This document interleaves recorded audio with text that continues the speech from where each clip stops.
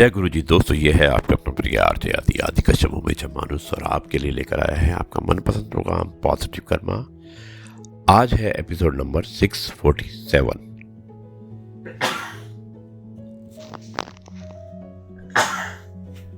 दोस्तों, आज के प्रोग्राम में मैं एक बहुत ही अच्छी कहानी सुनाना चाहता हूँ। उससे पहले कहना चाहता हूँ कुछ ये शब्द।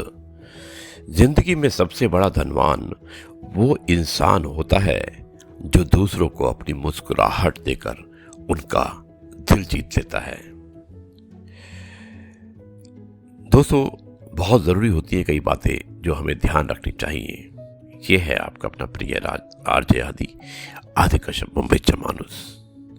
अच्छे जो रिश्ते होते हैं और अच्छे रिश्तों को वादे और शर्तों की जरूरत नहीं होती, बस दो खूबसूरत लोग चाहिए, एक निभा सके और दूसरा इसको समझ सके। दोस्तों, आज आरजे आदि विशेष कुछ अलग हो जाए, उसमें एक कहानी सुनाना चाहता हूं और कहानी का शीर्षक है पर्स में फोटो। बहुत ही अच्छी कहानी है। भेजने वाले हैं विनय दुबे।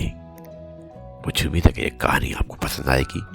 शुरुआत करता हूं इस कहानी की कुछ इस प्रकार। यात्रियों से खचाखच भरी ट्रेन में टीटीई को एक पुराना सा फटा सा पर्स मिला। यानी कि एक पर्स जो था पुराना था, फटा हुआ था और वो ट्रेन के अंदर टीटीई को मिला। उसने पर्स को खोलकर यह पता लगाने की कोशिश की कि ये पर्स है किसका, लेकिन पर्स में ऐसा कुछ भी नहीं था जिससे कोई सुराग मिल सके। पर्स में कुछ पैसे और भगवान श्री कृष्ण की फोटो थी।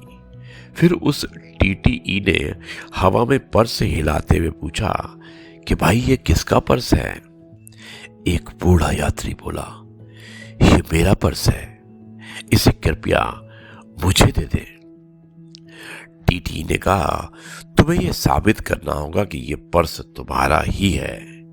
केवल तभी मैं ये पर्स तुम्हें लौटा सकता हूं। उस बूढ़े व्यक्ति ने दंत विहीन मुस्कान के साथ उत्तर दिया, इसमें भगवान श्री कृष्ण की फोटो है।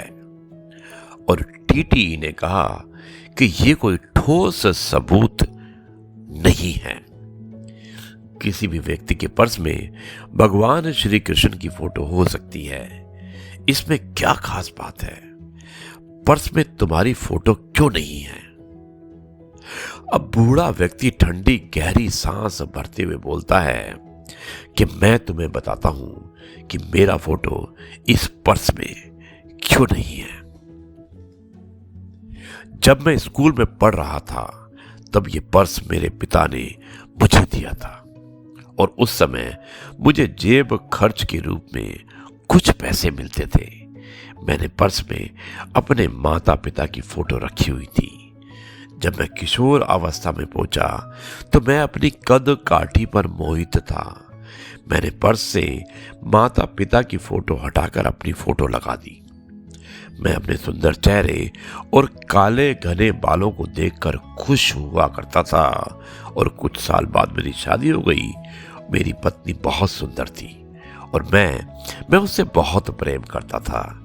मैंने पर्स में अपनी फोटो हटाकर उसकी फोटो लगा दी। मैं घंटों उसके सुंदर चेहरे को निहारा करता और जब मेरी पहली संतान का जन्म हुआ तब मेरे जीवन का नया अध्याय शुरू हुआ।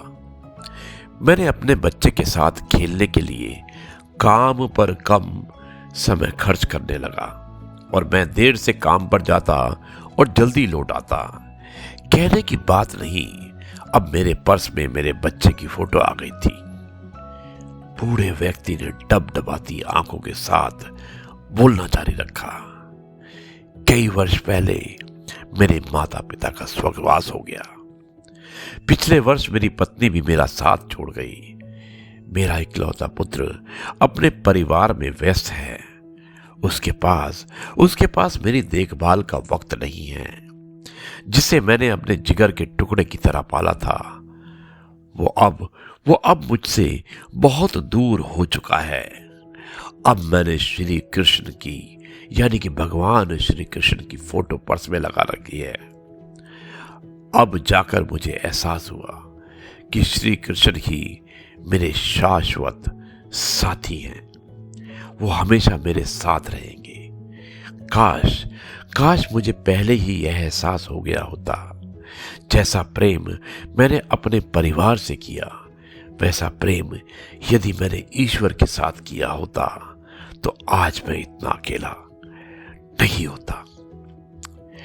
टीटीई ने उस बूढ़े व्यक्ति को पर्स लौटा दिया और अगले स्टेशन पर ट्रेन के रुकते ही वो वहां से वापस चला गया और टीटीई प्लेटफॉर्म पर बने बुक स्टॉल पर पहुंचा और विक्रेता से बोला, क्या तुम्हारे पास भगवान की कोई फोटो है?